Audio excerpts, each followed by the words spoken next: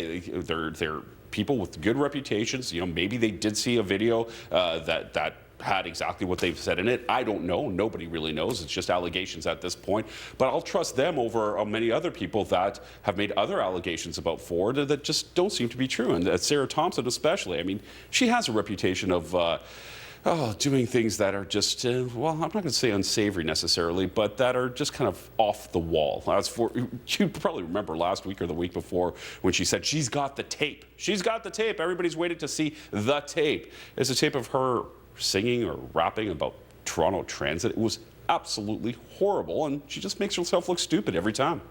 Well, anyway, thank you, Alex. Folks, if you're watching out there, somebody's got that video. Alex and I, or even our good friend Brian Roth, our producer here, will be more than happy to air it. We're not going to pay any money, but send us that video. Thank you, Alex. Now, what do you have for us in today's morning headlines? Well, torrential rains and widespread flooding throughout southern Alberta have prompted the RCMP to call for more help.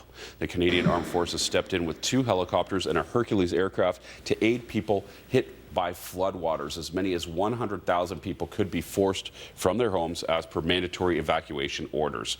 Authorities say the worst is yet to come as rivers rise to levels higher than those recorded in the disastrous floods of 2005.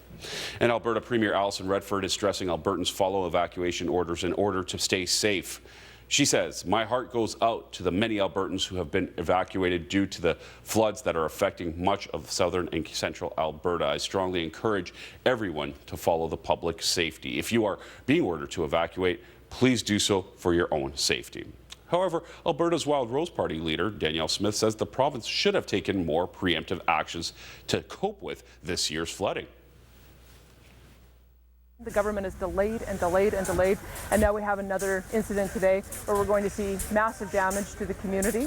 And I have to say, maybe this will cause them to actually get serious about doing flood mitigation. It's not just here, it's multiple other communities. I talked to my colleague down in Sundre. He says that they're on watch down there as well. There's just no excuse for these kinds of delays. We've got to get acting on this. This is a priority. Prime Minister Stephen Harper also issued a statement saying the federal government is ready to offer any assistance to the people of Alberta. Our thoughts and prayers are with those families who have been affected by the serious flooding in Calgary and southern Alberta. I want to assure Albertans that the federal government has offered any and all possible assistance to the province of Alberta in response to the situation.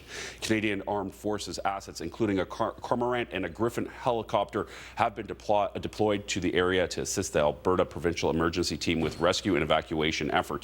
We hope for a speedy end to the flooding and return to safe conditions as soon as possible. We remain ready to provide additional assistance if requested by provincial authorities.